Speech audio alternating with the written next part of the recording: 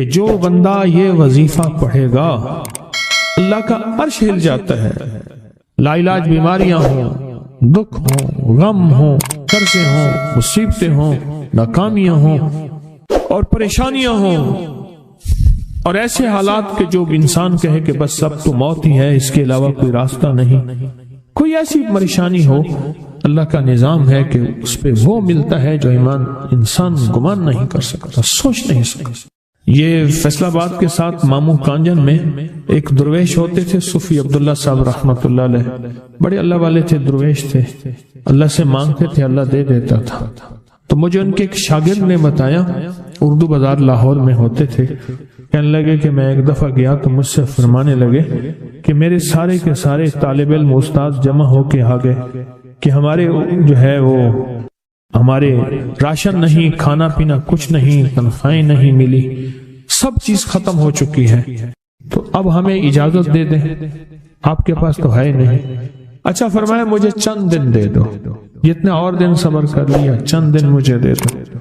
تو فرمایا پھر بیٹھ گئے مصلی اور جو سورۃ فاتحہ پڑھی نا جب آتے تھے نا، ایاک نعبد و ایاک نستعین، اس کو جو وجدانی کیفیت کے ساتھ دل کی گہرائیوں اندر کے درد کے ساتھ پکارتے تھے، اتنا درد، اتنا غم، اتنا درد، اتنا غم جو پکارتے تھے کہ ایسے محسوس ہوتا تھا کہ زمین ساری کی ساری ہل رہی اور ہر طرف ایک نظام چل رہا ہے. اور جب پھر اس صورت کو پورا کرتے تھے، پھر سورۃ فاتحہ پڑھتے تھے اور جب پہنچتے تھے ایاک نعبد و ایاک نستعین، پھر ایسے ہی جو ہے اس کو دہراتے تھے. پر بات یہ ہے وہ دعا پڑھتے نہیں تھے، مانگتے تھے. ایک ہے دعاؤں کا پڑھنا، ایک ہے دعاؤں کا مانگنا. وہ دعا پڑھتے نہیں تھے، مانگتے تھے. اور اللہ مانگنے والے کو دیتا بھی ہے، اللہ مانگنے والے کو عطا بھی کرتا ہے، اور اللہ کی رحمت مانگنے والے کے ساتھ سدا رہتی ہے، ہمیشہ رہتی ہے. وہ دعا پڑھتے نہیں تھے، مانگتے تھے. بس کہا کہ ایسے مانگے، ایسا مانگا، ایسا مانگا کہ اللہ پاک کو ترس آیا. چند ہی دنوں میں فرمایا اللہ نے دکھایا کہ یہ دیگ ہے سونے کی بھری ہوئی ہے، اور میں نے آپ کے حوالے کر دی، اور تھوڑا سی ایسی جگہ ہٹائی تو وہ دیگ نکل آئی. تو فرمایا پھر مٹھیاں سونے کی بھر بھر کے دیتے تھے اور کہتے تھے اس کو حسب ضرورت خرچ کرنا، خیال کرنا، کہیں فضول خرچی نہ کرنا، اسراف نہ کرنا. اللہ کے خزانے ہیں اور برکت والے ہیں، کہیں اللہ ناراض ہو کے چھین نہ لے، کہیں اللہ ناراض ہو کے چھین نہ لے. مجھ سے ایک صاحب کہنے لگے کوئی ایسا عمل بتائیں، کوئی ایسا عمل بتائیں کہ میں چاہتا ہوں میری 7 نسلوں میں رزق ختم نہ ہو، جو مہنگائی اور حالات اور پریشانیاں میں دیکھ رہا ہوں. کوئی ہے عمل؟ میں کہا بالکل ہے.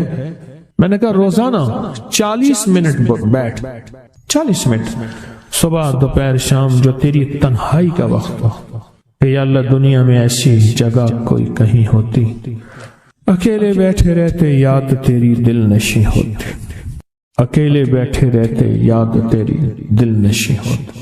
40 منٹ کوئی ایسا بیٹھ 40 منٹ اس انداز سے مصلی پہ، کہیں بستر میں، کہیں ایسی جگہ جہاں سوئے نہیں، اور بس صرف ایک بار سورۃ فاتحہ پڑھا، اور اس کے بعد ایاک نعبد و ایاک نستعین کو دوہرا. جاگ رہے ہیں، دیکھتے رہیں، مجھے دیکھتے رہیں، میں آپ کو دیکھتا رہوں. آپ اللہ کے اور اس کے حبیب کے مہمان ہیں، آپ کو دیکھنا بھی ثواب ہے، آپ کو دیکھنا بھی ثواب. تو میں نے اسے عرض کیا کہ بس اس کو وجدان سے پڑھو، ایسے پڑھ کے رونگٹے کھڑے ہو جائیں، آنسو بہنے لگ جائیں، دل کے اندر کا درد اور دل کا اندر کا غم اور اللہ کے سامنے حاضری، استحضار، اور یہ کیفیتیں تیری ہوں کہ بس اس کے علاوہ کوئی مجھے یاد نہ رہے. اس درد سے پڑھو 40 منٹ. 40 کے عدد کے ساتھ کائنات کے رازوں کا بڑا تعلق ہے. 40 کا جو عدد ہوتا ہے، بس 40 کے عدد کے ساتھ پڑھ، اور بہت توجہ سے پڑھ اور بہت دھیان سے پڑھ، روز پڑھ. مجھ سے کہنے لگا کتنے دن پڑھوں؟ تو میں نے اس سے کہا مجھ سے یہ دن نہ پوچھ، تیرا دل خود بولے گا کہ فیصلے ہو گئے ہیں، بس ختم. دل خود بولے گا یہ بتائیں کہ پیٹ بھرتے ہوئے کوئی گھنٹی بجتی ہے یا دل خود بولتا ہے کہ پیٹ بھر گیا؟ پیاس میں بھی کوئی کہتا تو نہیں ہے کہ آپ کی پیاس بجھ گئی ہے، وہ دل خود بولتا ہے کہ بس اب پانی کی ضرورت نہیں ہے۔ نیند سے دل بھر جائے تو بس دل لے بس اب سو لیا، وہ اٹھیں۔ اسی طرح دل خود بولے، دل خود بولے، کیا بولے؟ دل خود بولے، اور دل اندر بولے، دل اندر بولے کہ اللہ پاک جل شانہ نے نسلوں کے لیے رزق کی عزت، دولت، برکت کے فیصلے کر دی، بس دل بولے۔ کتنے دیر کر؟ اب یہ تیری اپنے مانگنے میں ہے، اب یہ تیری اپنے مانگنے میں ہے۔ مانگنے میں کمی ہے تو دل نہیں بولے گا، اگر مانگے گا تو پتہ نہیں دنوں میں یا ہفتوں میں، جتنے میں دنوں میں فیصلہ ہو جائے۔ اور میں نے اس سے کہا کہ یہ میرے پردادا کے پردادا کا عمل ہے، ان کا یہ عمل ہے، میرے پردادا کے پردادا کا عمل، جو ہماری خاندانی یادداشتوں میں یہ لکھا ہوا اور فرمایا اگر یہ کوئی بندہ کر لے، اللہ نسلوں کا رزق اللہ سے منوا لے۔ اور میں نے اس سے کہا خیال کرنا، رزق کے روحانی ساتھ منوانا، رزق کے روحانی ساتھ منوانا، رزق کے روحانی ساتھ منوانا، ورنہ دولت، مال، چیزیں مل جائے گی جس کے بارے میں کہا جاتا ہے کہ بعض بندے ایسے ہوتے ہیں اللہ پاک ان سے لقمے نہیں چھینتا، سجدے چھین لیتا ہے۔ اللہ ان سے لقمے نہیں چھینتا، کیوں؟ رزق جسمانی دوسرے لفظوں میں مل رہا ہے، اور رزق روحانی اللہ چھین لیتا ہے۔ یہ جو آج آپ بیٹھے ہیں تسبیح خانے میں اور میں بیٹھا ہوں، یہ ہم روحانی دسترخوان پہ بیٹھے ہیں۔ یہ بہت بڑا دسترخوان لگا ہوا ہے، دسترخوان ہے۔ سنا ہے در یار پہ بڑی دھوم ہے، سنا ہے در یار پہ بڑی دھوم ہے، وہاں عاشقوں کا ہجوم ہے۔ یہ روحانی دسترخوان ہے، میں بھی خود محتاج ہوں، یہ روحانی دسترخوان ہے۔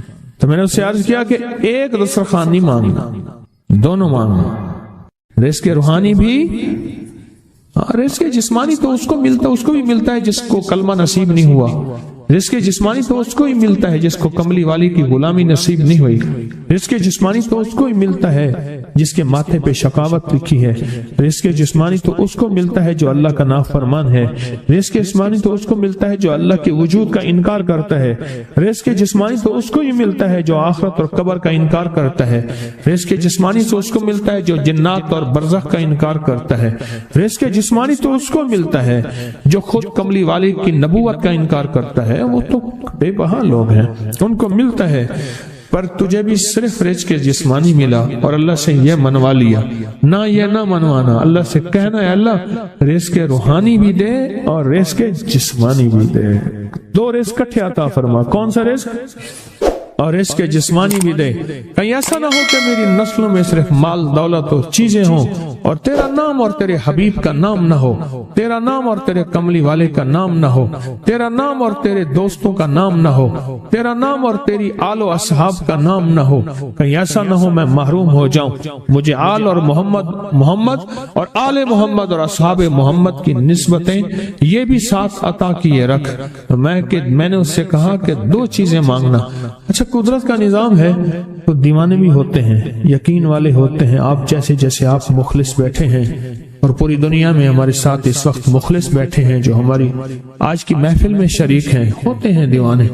اس نے یقین سے پڑھنا شروع کر دیا، مجھ سے کہنے لگا ایک وقت ایک جگہ ہو بہت بہتر۔ میں نے اس سے کہا، میں نے کہا پھر بھی اگر ایک وقت ایک جگہ میسر نہ بھی ہو تو اگر عمل کسی وقت چوک جائے، عمل کی جگہ چوک جائے، عمل کا وقت چوک جائے، مجبوری میں نہ ہو تو بہتر ہے، پر توجہ نہ چوکے، دھیان نہ جائے، استحضار نہ جائے، یقین نہ جائے، اور سچا یقین ہو کہ میرا اللہ خود کہتا ہے یہ مانگنا بھی تو اسی نے دیا ہے نا، اسی نے مانگنا دیا ہے۔ جب اس کریم نے مانگنا ہی خود دیا ہے تو عطا بھی خود کرے گا۔ نہیں خوف نارے جہیم کا کہ کرم ہے مجھ پہ کریم کا، وہ خود عطا کرے گا مجھے، اس نے مانگنا دیا دے گا۔ یقین ہو ایسا ایسا ایسا ایسا اتنا زبردست یقین ہو، اتنا یقین ہو اللہ کے ملنے پہ اور اللہ کے مانگنے پہ، اتنا یقین ہو کہ گمان اور خیال سے بالا تر یقین ہو، بہت زیادہ یقین۔ یاد رکھیے گا میری بات، میری طرف دیکھتے رہیں، یاد رکھیے گا جس کو ملا ہے یقین کی طاقت میں ملا ہے، اور جس سے چھنا ہے بے یقینی نے اس سے سب کچھ چھین لیا، بے یقینی نے اس سے سب کچھ چھین لیا ہے۔ جس کو ملا ہے یقین کی طاقت سے ملا ہے، یقین ہو کہ میں کر رہا ہوں اور اللہ مجھے دے دے گا۔ کہا کہ کیسا یقین ہو؟ کہا جیسے بکری کے تھن دودھ سے بھرے ہوئے اور میں کہوں کہ میرے ہاتھ سے دباؤں گا اور دودھ نکلے گا، اس سے زیادہ یقین۔ اور کہا کس سے زیادہ یقین؟ کہا کہ ایک بڑا نوٹ ہو اور بڑا نوٹ کے اندر جو ہے ایک آنے کی چیز آنی ہے، تو میں کہوں گا اس سے تو اس کی نوٹ کے اندر تو ہزاروں آنے ہیں، اور میں ایک آنے کی چیز، ایک ٹکے کی چیز لوں گا اور میرا کام بن جائے گا۔ اس سے زیادہ یقین ہو، اور اس سے کہیں زیادہ یقین ہو کہ سخت پیاس ہے اور میں پانی کو دیکھوں، اور پانی کو دیکھتے ہی مجھے یقین ہو کہ اس سخت پیاس میں میرا پیاس بجھ جائے گی، پیٹ بھر جائے گا۔ اس سے کہیں زیادہ یقین ہو۔ میں پھر بھی یقین کو نہیں سمجھا سکا، علم بھی محدود ہے، الفاظ بھی میرے پاس محدود ہیں۔ اس سے کہیں زیادہ یقین ہو، اس سے کہیں زیادہ یقین، اور بہت زیادہ یقین، اتنا یقین۔ کیا خیال ہے؟ آپ چاہیں گے اپنی نسلوں کے لیے بخت، رزق، نصیب اور مقدر منوا لیں؟ کیا خیال؟ وہ بڑا کریم ہے۔ میں نے ابھی نہیں بتایا کہ قرآن کا واقعہ سنایا، حضرت موسیٰ اور خضر علیہ السلام کا قرآن کا واقعہ سنایا کہ ان کی 7 نسلوں کا جو ابا تھا نا، وہ 7 نسلوں میں پہلے والا ابا، دادے کے دادے کے دادے کا دادا، وہ نیک تھا، وہ دعائیں مانگتا تھا، وہ اللہ کے ساتھ تعلق میں تھا، اس کا تقویٰ تھا، وہ اس کی نیکی کا اثر، اس کی نیکی کا اثر، اس کی نیکی کا اثر نسلوں میں منتقل ہوا، نسلوں میں منتقل ہوا۔ پڑھ لیں، مانگ لیں، اللہ سے کر دیں کہ اللہ میرے لیے اور میری نسلوں کے لیے رزق روحانی اور رزق جسمانی کے فیصلے کر دیں، رزق روحانی اور رزق جسمانی کے فیصلے کر دیں۔ شاہ عبد الرحیم تھے شاہ ولی اللہ رحمت اللہ علیہ کے والد محترم۔ انہوں نے شاہ ولی اللہ سے کہا بیٹا میں تجھے روحانی مشقیں کرا رہا ہوں، ایک مشق ایک بھی کر لے، اپنے لیے اور اپنی نسلوں کے لیے اللہ سے رزق منوا لے، اللہ سے رزق منوا لے۔ تو پوچھا کہ حضرت میں رزق کیسے منواؤں؟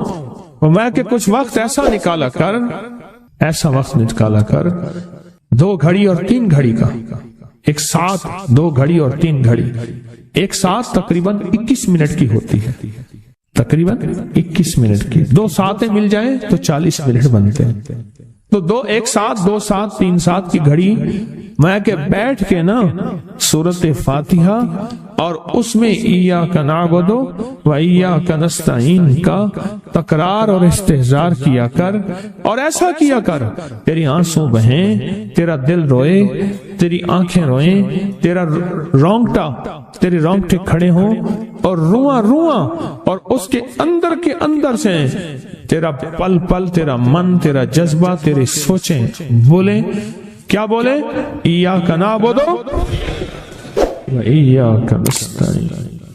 ایک میلہ تھا اللہ کے نیک بندوں کا، تو اس میں 70 اولیاء جمع ہوئے، 70 اولیاء جمع ہوئے۔ ہر اللہ کے ولی نے کہا کہ آپ کوئی ایسا وظیفہ بتائیں، ایسی تصویر بتائیں، ایسا ذکر بتائیں جو اللہ کے عرش کو ہلائے اور جو اللہ کی ذات کو متوجہ کر دے، جو اللہ کے تعلق کو نصیب کر دے، کوئی ایسا ذکر، کوئی ایسی تصویر بتائیں۔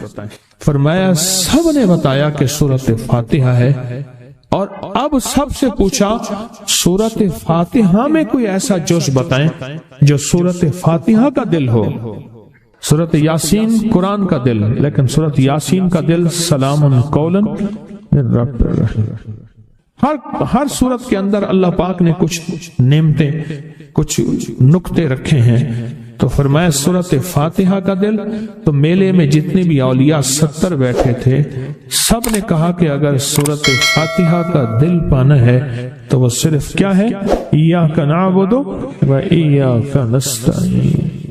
اس کا مفہوم عام سادہ سے یہ ہے کہ مولا غلامی تیری در کسی اور کا. جب غلام تیرے ہیں، منگتے تیرے ہیں، بھکاری تیرے ہیں، محتاج تیرے ہیں، پھر در بھی تیرا ہے، پھر در بھی تیرا ہے اور کسی کا در مولا نہیں ہے. پھر در بھی تیرا ہے، تیرے در کے ہم محتاج، تیرے بر کے ہم غلام. تو میں نے اس سے کہا کہ یہ وظیفہ کر، سارا دن پڑھی ایاک نعبد اور کام بھی کرتا رہے، وضو بے وضو چلتا بھی رہے، یہ پڑھتا بھی رہے، پڑھتا بھی رہے، پڑھتا بھی رہے. چند دن چند ہفتے یہ عمل کر، اور رات سوتے ہوئے سورت فاتحہ پوری کر 40ویں، اور پھر درود پاک پڑھتے پڑھتے سو جا. 70 اولیاء نے فرمایا کہ جو بندہ یہ وظیفہ پڑھے گا اللہ کا عرش ہل جاتا ہے اور فرشتوں میں کوہرام مچ جاتا ہے، اور فرشتوں میں اللہ کے بارگاہ میں فریادیں ہوتی ہیں کہ یا اللہ یہ بندہ ہے اور اس نے یہ عمل کیا ہے، یہ وظیفہ کیا ہے اور ابھی تک اس کی دعا قبول نہیں ہوئی، یہ مانگا ہے ابھی تک دعا قبول نہیں ہوئی. فرشتوں میں یہ کوہرام مچ جاتا ہے. ایک اللہ کے دوست تھے، سوتے سوتے ایک دم اٹھ بیٹھے. اٹھنے کے بعد وجدانی کیفیت کے ساتھ جو ہے یہ وظیفہ پڑھنے لگے. تو کسی نے پوچھا کہ حضرت کیا ہوا؟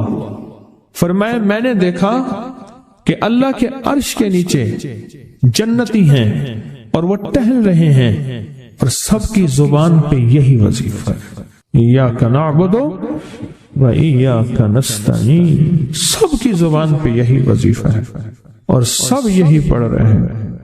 میری ایک درخواست ہے سورۃ اخلاص 2 تسبیح زندگی کا معمول بنا لیں، اس کو تو کبھی نہ چھوڑیں. کیا خیال ہے؟ 2 تسبیح زندگی کا معمول بنا لیں، اس کو کبھی نہ چھوڑیں. اس کا فائدہ کیا ہوگا؟ اس کے انوکھا فائدہ ہوگا. اللہ پاک نا نور کی برکت سے، اعمال کی برکت سے نسلوں میں نور اور خیر عطا فرماتے ہیں. پھر نسلوں میں وہ نور چلتا ہے، نسلوں میں وہ برکتیں چلتی ہیں. بعض اوقات دوسری نسل میں، بعض اوقات تیسری نسل میں، اور بعض اوقات اسی نسل میں. عرض کر رہا تھا کہ اپنی زندگی میں اس نور کی روشنی کو ساتھ لے کر چلے. 2 تسبیح سورۃ اخلاص کی تو زندگی میں نہ چھوڑیں. سفر میں جا رہے ہیں، حضر میں جا رہے ہیں، صحیح جا رہے ہیں، پیدل چلتے پڑھ لیں، گاڑی چلاتے پڑھ لیں، گاڑی میں بیٹھے پڑھ لیں، کہیں دفتر میں بیٹھ کے پڑھ لیں، مجبوراً وضو نہیں تو بھی پڑھ لیں، پر چھوڑے نہیں. کیوں؟ آپ کی زندگی میں اس کا نور نسلوں میں منتقل ہوگا اور اس کا نور نسلوں میں جائے گا اور نسلوں میں رزق، دولت، عزت کے اللہ دروازے کھول کے دکھائے گا. ایسا نور ملے گا آپ سوچ نہیں سکتے.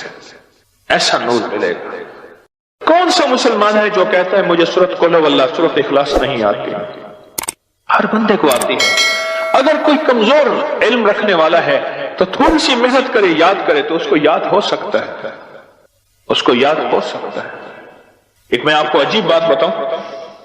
شیخ ابوالحسن شاذلی رحمت اللہ علیہ، شاذلی سلسلہ، کہ جب تو اللہ سے خالص محبت کرنا چاہتا ہے اور چاہتا ہے کہ اللہ اس کے حبیب کی خالص محبت تیرے دل میں اتر جائے، اللہ اس کے حبیب کی خالص محبت تیرے دل میں اتر جائے، اور قیامت کے دن جب اعلان ہو وَامْتَازُ الْيَوْمَ أَيُّهَا الْمُجْرِمُونَ، مجرم علیحدہ ہو جائیں، ہمارے دوست علیحدہ ہو جائیں، ولی علیحدہ ہو جائیں، بدکار علیحدہ ہو جائیں، تو اس وقت تو اللہ کے دوستوں کی لسٹ میں ہو تو ایک عمل کر لے. فرماتے ہیں وہ عمل ہے کہ سورۃ اخلاص کو اپنے دل کی دنیا میں جگہ دے دے.